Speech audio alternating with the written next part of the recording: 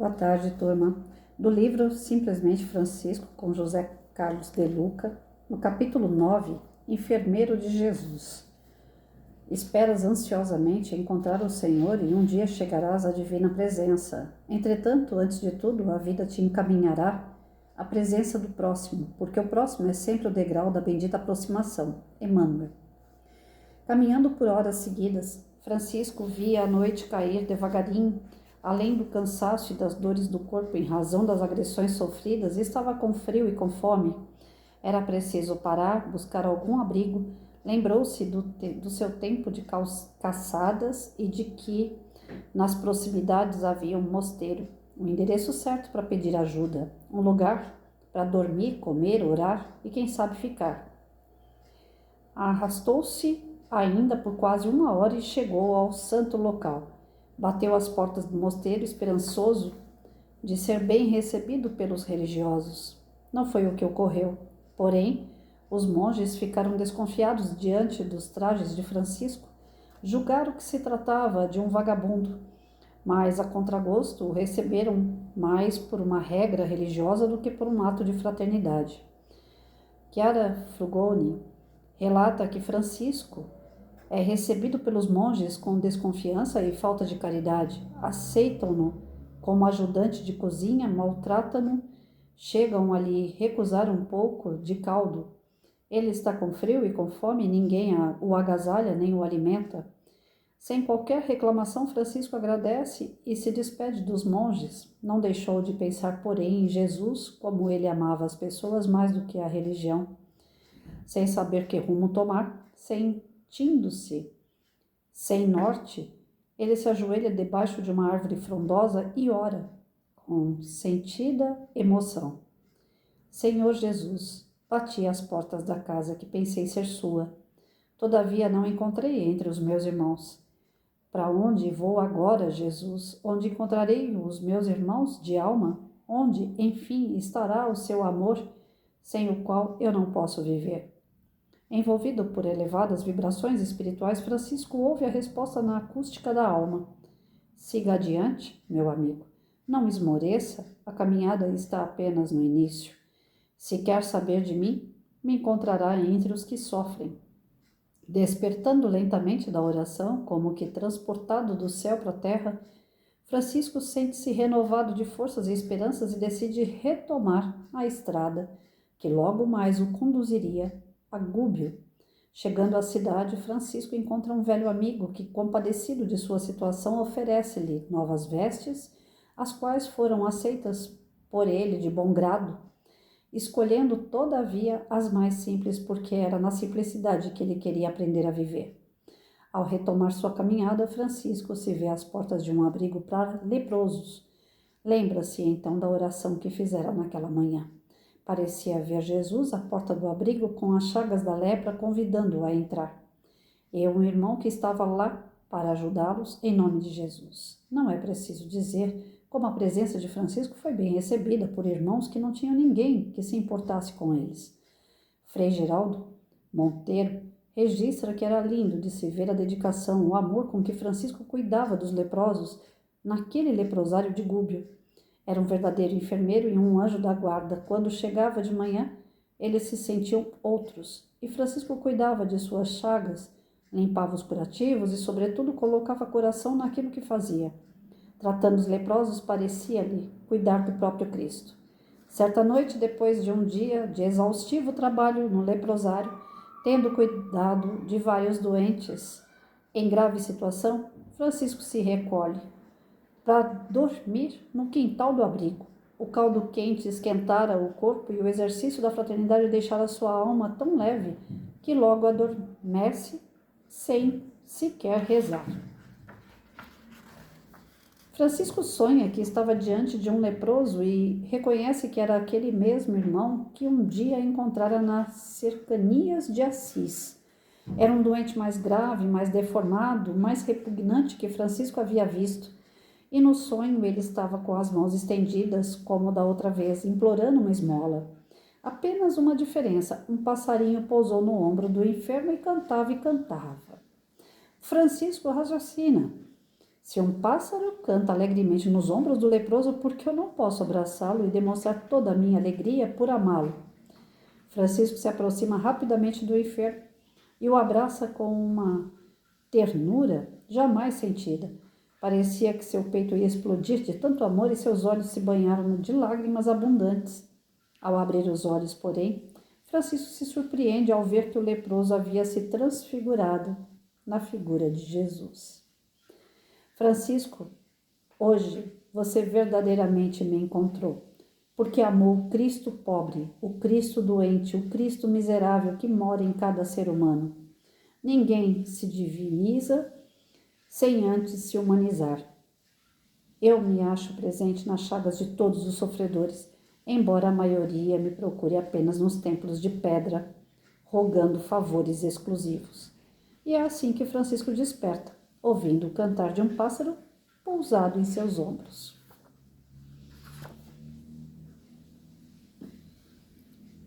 Francisco se torna um enfermeiro de Jesus, né? O texto, ele é muito profundo e ele pode gerar um certo desconforto em relação àquilo que a gente acredita enquanto espírita, que nós já viemos de outras religiões, eu mesma vim da católica. Pode haver um certo desconforto, por quê? Porque tem coisas que acontecem nas religiões, gente, que é muita fachada, é muita hipocrisia. Então eu falo de desconforto, principalmente de dirigentes dessas religiões, né? Eu estava conversando com uma moça, eu e meus casos de Uber, para variar. A gente foi fazer um passeio hoje para Salesópolis e nós passamos assim por umas 4 igrejinhas, tanto católica como evangélica, todas elas pequenas. A congregação ela é padronizada, né? A fachada dela, a cor dela, modelo, né, de estrutura, de arquitetura é padronizada. A congregação elas são muito parecidas, mas até a igreja da congregação era pequena. É padronizada, o desenho dela, a cor dela, porém menor, pequena. E aí eu comentei com essa menina que estava dirigindo o Uber, a Grace. Falei, olha, eu daria tudo para que a gente voltasse no tempo, porque a gente estava numa área de floresta, de mata, de campo, de represa, onde só tem natureza, uma casa aqui e outra, né, a 10 quilômetros. Bom, passa o ônibus escolar para pegar meia dúzia de crianças para ir para a escola, para vocês terem uma ideia. É um lugar assim bem distante, muito distante da cidade, de comércio, não tem comércio nenhum, né? Se a gente viu 2 lanchonetes, que é aquelas mercearias, né, que vende um pouquinho de cada coisa, foi muito, no trajeto todo. Então, as igrejas que nós vimos são igrejas daquelas iniciais, sabe? Acolhedoras, pequenininha, que todo mundo se reúne praticamente da mesma família, né? Além de ser a família espiritual, é a família consanguínea que mantém essas igrejas. Então, uma igreja pequena, para entrar e fazer uma prece. E elevar o pensamento até Deus, ter um lugar acolhedor que você possa se religar com Deus. Ao contrário de igrejas, tanto, né, da católica como evangélica, que a gente foi vendo crescer, se tornar prédios grandes, mais frios, lotados de pessoas que não se conhecem. Eu sempre procurei um lugar que fosse acolhedor para mim. Quando foi para eu fazer a transição da católica para o espiritismo, o que eu gostei é que eu saí de um ambiente movimentado e fui para um lugar mais acolhedor. Eu me senti melhor. Não é que eu gostava do acolhedor, eu gostava do agito da católica. Mas quando eu fui para o espiritismo, que eu peguei uma casa pequena, pessoas que sabem meu nome, que eu vou saber o nome das pessoas que frequentam, que o ambiente é pequeno, que ninguém precisa gritar, ninguém precisa de microfone, dá para se falar e chegar até o outro. Eu gostei muito disso dentro do espiritismo, que até então a católica não tinha conhecido. Porque essas igrejinhas de bairro, de vila que estão nascendo, eu não conheci. Eu já conheci as igrejas matrizes, igreja grande, né? De centro, de cidade. E as igrejas grandes, elas são bem isso que o texto está dizendo, né? Por mais que talvez isso dê um certo desconforto, é o que acontece. Muita gente rezando num lugar onde cada um vai ver o seu próprio umbigo, ninguém tá nem aí pro próximo, se faz um trabalho solidário frio, se fala em números. Olha, eu tenho 300 famílias, eu tenho 30 famílias, eu tenho 40 famílias, números. A igreja ou a religião, ela se torna uma empresa, que ela tem que arcar com aquelas pessoas. Ela tem que dar roupa, ela tem que dar cesta básica, ela tem que ouvir aquelas pessoas, mas por números, não por nomes. Conseguem me entender? E quando Jesus para dentro de um mosteiro, quando Francisco de Assis para dentro de um mosteiro, para pedir acolhimento, para pedir um lugar acolhedor, é um lugar religioso. Botam ele para trabalhar, negam comida, deixam ele passar ali por um tempo, e quando ele sai para a rua, é como se não tivesse tido absolutamente nenhum tipo de apoio ali. E não teve mesmo. É um lugar que deveria ter tido, é um lugar religioso. É um lugar que as pessoas estão se preparando para se tornarem mais elevadas moralmente, espiritualmente, e não ajudaram ele em absolutamente nada, pela frieza do local, pela hipocrisia de vestirem, de terem as vestes que dizem que estão ali orando pelas pessoas que estão ligadas diretamente com Deus, e nas atitudes completamente fora, né? Quantas igrejas, quantos centros espíritas a gente entra e se sente exatamente assim, que nós somos números, que a gente só deve ajudar, colaborar, que a gente está ali para fortificar, dar força na voz dos corais, cantar, exaltar. Porém, quando se realmente tem a necessidade de ser ouvido, de ser acolhido, não tem isso, não consegue ter, porque as pessoas que estão lá estão muito ocupadas, não tem tempo para você. O centro que eu comecei era o Caminho da Luz, né? O que eu comecei, que eu finquei meu pé, né? Era o Caminho da Luz, em Ermelino Matarazzo. Começou com uma salinha. Quando eu entrei, era um salão que cabia em torno de, acho que umas 60 pessoas lá dentro, para ter uma certa folga, vai.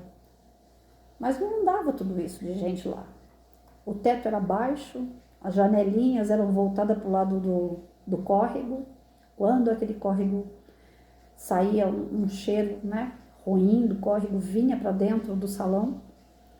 Não tinha salas de estudo, não tinha uma sala para evangelização. Quando eu comecei, tinha acho que 2 salinhas só no fundo, se eu não me engano, que era para atendimento fraterno e talvez para algum curso, mas aí eu não sei, né? Quando eu entrei eu não vi curso. Tinha acho que umas 2 salinhas, banheiro, era um centro bem pequenininho. Mas eu fui tão bem recebida nesse centro, tão bem recebida. As pessoas me acolheram como se me conhecessem há tempos, com carinho, com amor, com abraço. Aí eu fui pro André Luiz, em Santana, muito falado, né? É onde eu falo que vai dar um pouquinho de polêmica também.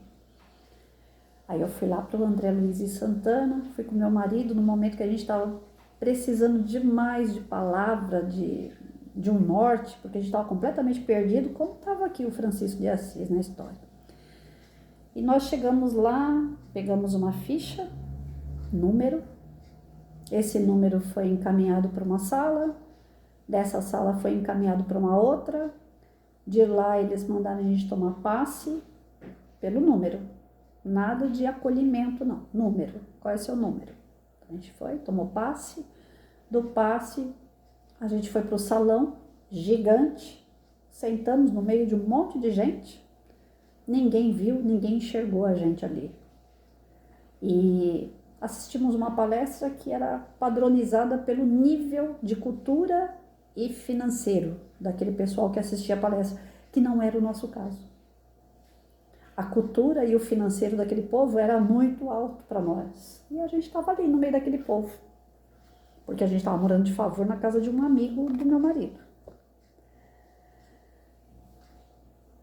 Nós assistimos aquela palestra, a gente foi encaminhado para fazer um tratamento espiritual, do qual era só passe, não era explicado para a gente esse passe, para que servia. A gente ia lá tomar passe.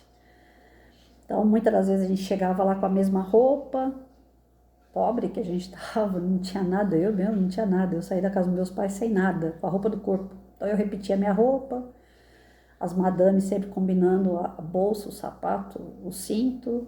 Ele também se sentia um pouco para baixo, vendo, né, a roupa das outras pessoas. E querendo ou não, era um ambiente que as pessoas ficavam olhando para a gente. A gente não estava vivendo um bom momento e as pessoas também ficavam olhando para a gente como os padres aqui desse mosteiro, né, ficaram olhando para Francisco, achando estranho a sua roupagem, né? Lá eles também achavam estranho a nossa. Nós entramos e saímos, nós fizemos, eu acho que em torno de umas 5 sessões de passe, né, 5 semanas. Depois disso nós desistimos. Nós não fomos mais lá. Pode ser que muita coisa tenha mudado, porque isso foi no ano 1994, 95, por aí. Pode ser que muita coisa tenha mudado de lá para cá, né? Mas centros grandes corre esse risco. Casas grandes, igrejas grandes. Aí eu estava conversando com essa Uber, falei para ela, eu já fui em Ouro Preto, Ouro Fino. São lugares em Minas Gerais que tem igrejas históricas, né? Todas cobertas de ouro. Enquanto a gente sabe que na época tinha escravidão, pobreza, miséria total. Então, cai bem nessas palavras, né? O que adianta a pessoa ser religiosa se o ambiente que ela tá não cultua o principal, o amor ao próximo? O amor ao próximo, como eu falei, doar uma cesta básica, ajudar na parte material, financeira de alguém, mas como número, não tem valor também, né? Eu já entrei numa questão no centro qual eu frequento hoje, eu falo, vocês fazem um trabalho muito grande, né? É prazeroso, eu vejo que eles fazem com prazer, eles fazem com amor, mas é um trabalho muito grande, eles abordam muitas pessoas, eles ajudam, eles querem ajudar quanto mais pessoas, né? Para eles é melhor, mas eles ficam num desespero danado para trabalhar em prol dessas pessoas, que é onde eu acho que desequilibra um pouco o grupo. É um olhar que eu tô vendo de quem tá acabando de chegar também, né? Mas eu já falei, né? Eu já comentei com uma pessoa ou outra, falei, olha, eu achava que podia começar mais embaixo, né? Mais qualidade, menos quantidade. Porque quanto mais a gente abraça, mais responsabilidade. E às vezes a gente não consegue arcar com tanta responsabilidade. Então é melhor fazer pouquinho, né? Num ambiente pequeno, mas fazer com qualidade. Abraçar quem vem com qualidade, com tempo para aquela pessoa, para transformar de verdade a vida da pessoa. Do que pegar muito, cada um sai correndo com uma cesta básica embaixo do braço, mas e a transformação moral dessa pessoa? Então tem algumas coisas que eu vejo assim em lugares que eu não concordo. É uma opinião minha, não vale nada perante um grupo, eu sei disso. Mas tem coisas que a gente tem que parar e pensar, né? Se eu quero fazer o bem, eu não preciso fazer para 1000 pessoas, eu posso fazer para uma, mas fazendo direito, né? Agindo com o coração de verdade e sem me desequilibrar, sem me prejudicar. Né? Eu aprendi isso dentro da casa espírita mesmo. Eu era o tipo da pessoa que toda vez que eu queria ajudar alguém, eu tinha que estar na situação com a pessoa. Nem você ajuda o outro e ainda acaba se atrapalhando também. Isso aí não valeu de nada. Tudo que eu fiz, quando eu fiz dessa forma, não valeu de nada. Porque primeiro eu tenho que conservar a minha vida, primeiro eu tenho que cuidar da minha vida. Se eu coloco em risco a minha vida, se eu coloco a minha vida em desequilíbrio, em razão do próximo, não tem valor nenhum esse bem-querer ao próximo, porque eu não estou querendo bem, primeiro, aquela criatura que Deus deu a vida, que fui eu. Então, quando Francisco de Assis fica nessa saia justa, né, de procurar ajuda no lugar onde se deveria ter ajuda e não teve, ele falou, e aí, Senhor, o que o Senhor espera de mim? O que eu faço? Para onde que eu vou? E foi justamente o que eu e meu marido fizemos na época. Para onde é que nós vamos? Porque o André Luiz não está ajudando. Era pertinho da casa que a gente estava morando de favor. Mas lá não estava servindo para nós. Pode ser que sirva para muitas pessoas e deve servir, porque essa casa é gigante e tantas pessoas já foram para lá. Mas para nós não deu. E a gente ficou perdido, como Francisco de Assis ficou perdido aqui. Aí veio o caminho da luz, um centro pequeno, um centro acolhedor, pessoas que se colocam na posição de aprendiz e não de quem sabe tudo, pessoas humildes, que procuram fazer ali, né, um grãozinho aqui, outro ali, e plantando, né? Aí a gente saía de Santana e ia para Ermelino para poder ouvir uma palavra lá, ganhar um abraço. Às vezes a gente precisava só de um abraço. Chegava no centro, eu já pedia abraço. Era só aquilo que me fortificava, um abraço. E o que foi que Francisco de Assis fez aqui? Quando ele viu o leproso, ele não ajudou com pão, com sopa. Ele não tinha nem para ele. Ele ajudou com um abraço. E quando ele abraçou, ele sentiu uma energia extremamente forte, que é o que eu senti, e o Edson também, no centro espírita. Aquela energia de amor. E a energia de amor nada mais é do que a energia que vem de Cristo, de Jesus. Então, não vamos fazer muito de qualquer jeito. As pessoas não são número. Eu, enquanto professora, eu nunca chamei um aluno por número. Quando tinha reunião de professores, o professor falava, o aluno número 5, tá dando muito trabalho. Eu ia lá no meu diário e olhava, quem é o aluno número 5? Porque eu não sei. Agora, se falasse para mim que era o André, o Anderson, a Andréia, a Adriana, aí eu sabia quem era. Hoje, depois de tantos anos, lógico que a gente esquece o nome de um monte de aluno, né? Esquece um monte de história. Foram mais de 32 anos numa sala de aula. Mas enquanto eu estava com um aluno na sala de aula, eu sabia tudo sobre o meu aluno. Não era um número. Então, eu fico muito preocupada quando uma certa igreja, centro espírita, templo, começa a crescer. Quando começa a crescer demais, o trabalho aumenta, os trabalhadores se desesperam, porque querem dar conta a todo custo, e as pessoas são tratadas como números, porque é uma empresa. Entra um, entra o dois, entra o três, entra o quatro. Vira uma empresa, vira trabalho. Como é que a gente fala quando é indústria? Eu esqueci o nome. Se ganha por produção? Fica aparecendo isso. Que os fiéis de uma igreja ou de um centro espírita, seja a religião que for, são números para produção. E nós estamos ganhando por produção. E na verdade a gente não ganha, a gente perde. A gente perde, porque as pessoas que ficam no meio dessa situação, elas sentem a frieza do lugar. Elas não guardam, não cativam aquele lugar. Elas não são cativadas. Então elas passam, pegam o que é do interesse, geralmente o interesse material, e não voltam. Quando tem a possibilidade de chutar o balde, elas vão embora e nem pensam. Já o lugar acolhedor, não, ele segura você. Quantos de vocês já foram comprar o pão numa padaria, por exemplo, tem 2, 3 padarias perto de casa. Mas você quer ir na padaria do seu Zé, a mais simples, que não tem muita diversidade de pão.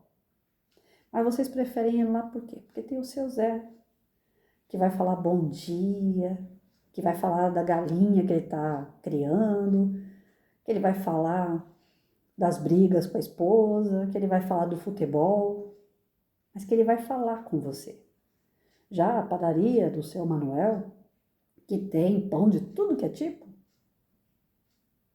é às vezes até mais barata do que os pães, do que a do seu Zé, mas não tem acolhimento, não tem liga, não tem conversa, então você fala, não, eu vou passar lá no seu Zé, que lá a gente bate um papo. Então é isso. Nós temos que ser esse enfermeiro de Jesus. Onde é? Não interessa se é numa religião, numa empresa, num trabalho, em casa. Que a gente seja enfermeiro, que a gente trabalhe em prol do próximo, de verdade, com amor. Que aí essa energia que vem de Jesus, ela impregna os 2 corações. Mantém um elo aceso de fraternidade, de solidariedade, de carinho. E é isso que Deus espera da gente. Ele não espera ouro na igreja, ele não espera cesta básica na igreja, ele não espera que a igreja, eu falo igreja assim, a religião, né? Que ela seja um local de posto de assistência social.